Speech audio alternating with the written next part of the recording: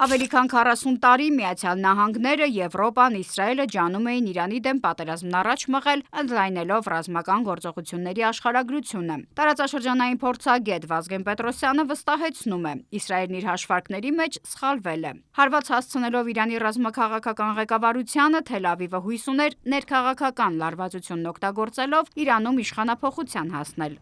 Այս պատերազմի օրերին էլ Իրանի նախկին թագավորի տղան կոչ արեց, որ դուրս արեք փողոց եւ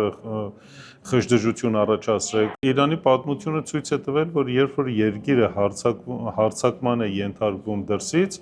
իրենք ավելի են համախմբվում եւ իրենք ավելի են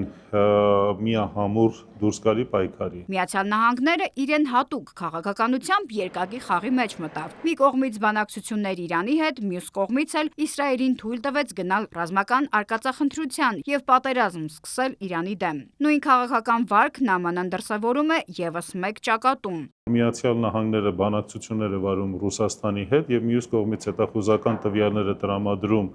ուկրաինական զորքերին եւ եվրոպական երկրներին։ Փորձագետը չի բացառում ոչ մի անհնարին սցենար, որը կիրականացնի Միացյալ Նահանգներն Իրանի դեմ։ Միացյալ Նահանգները ելնելով համաշխարհային իրավիճակից Գերմանիայի, Ֆրանսիայի, Անգլիայի, Բելգիայի հետ միասին միանալով Իսրայելի ուժերին, միգուցե իրենք հարված հասցնեն իրանական ատոմային կենտրոններին։ Թուրքագետի խոսքով, եթե Միացյալ Նահանգները գնա նման քայլի, Չինաստանը հնարավորություն կունենա մտնել խաղի մեջ, բայց այս պարագայում էլ Միացյալ Նահանգները չի կարողանա պատերազմել 3 ճակատով։ Վերլուծաբանները նկատում են, որ Միացյալ Նահանգներն այս պահին Եվրոպայի հույսին է թողել Ուկրաինան, որտեղ իրավիճակը գնալով ծանրանում է։ Ուկրաինայի տարածքից հակաօդային պաշտպանությունները տեղափոխում են դեպի Իսրայել եւ սա նշանակում է, որ Միացյալ Նահանգները մեկ ընկերոջ հաշվին մյուս ընկերոջը լավություն է անում։ Հիմա եթե երրորդն էլ սկսի, որը լինի Թայվանը, դա արդեն վիճակը շատ է ծանրացնելու Միացյալ Նահանգների եւ ամբողջ Արևմուտքի համար։ Վազգեն Պետրոսյանը վստահեցնում է, Իսրայելը երկար չի կարողանա պատերազմել Իրանի դեմ, ընդամենը մի քանի շաբաթ։ Նրա համոզմամբ Իսրայելը միայնակ չի կարող պատերազմել։ Միանշանակ այդ զենք զինամթերքները տեղափոխվել են հարևան պետություններից։ Մանավանդ պատերազմի առաջի օրը բազում նկարներ հրապարակվեցին, որտեղ հարոբ տիպի հետախուզական ԱԹՍ-ներ էին թռչում, թռիչք իրականացնում Արդեբիլի եւ Թավրիզի երկնքում։ Հարոբը իր հնարավորությունները շատ սահմանափակ է եւ հերու թռիչքը իր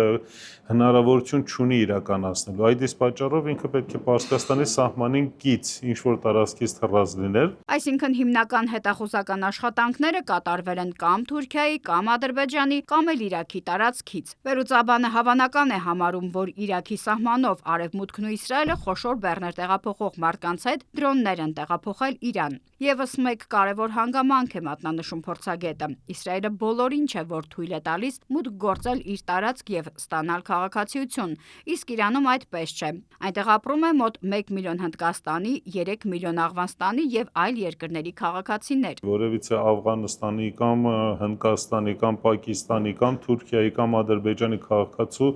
գնել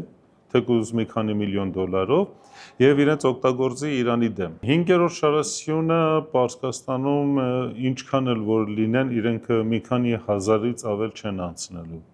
Եվ այդ մի քանի հազարի հարցը արդեն իրանցիները շատ արագ լուծելու են։ Բոլորին հավաքելու են եւ կարող են մի օր բոլորին գնդակահարեն։ Այնպես ինչպես որ դեռևս 1984-85 թվականին Իրանի տարածքում ամերիկյան ազդեցության գործակալների մի քանի հազար հոգու մի շաբաթվա ընթացքում գնդակահարեցին։ Վազգեն Պետրոսյանը մի հանգամանք էլ է կարևորում՝ երկրի մասշտաբների հսկա տարբերությունը։ Իսրայելի ընդհանուր տարածքը 21,000 քառակուսի կիլոմետր է, Իրանինը 1,670,000-ից ավելի։ Իրանն ունի շուրջ 9,000 կիլոմետր սահման, Իսրայելը մի քանի 100 կիլոմետր։ Իսրայելի ազգաբնակչությունը մոտ 10 միլիոն է, Իրանի բնակչությունը 90 միլիոն։ Եթե Իրանից հեռանա մի քանի միլիոն մարդ, երկիրը տնտեսական խնդիրներ չի ունենա։ Մինչդեռ եթե Իսրայելից հեռանա անգամ 100,000 մարդ, դա մեծապես կազդի երկրի կենսունակության վրա։ Նարնե Ղուկասյան, Լևոն Ոսկանյան, Reopen Media։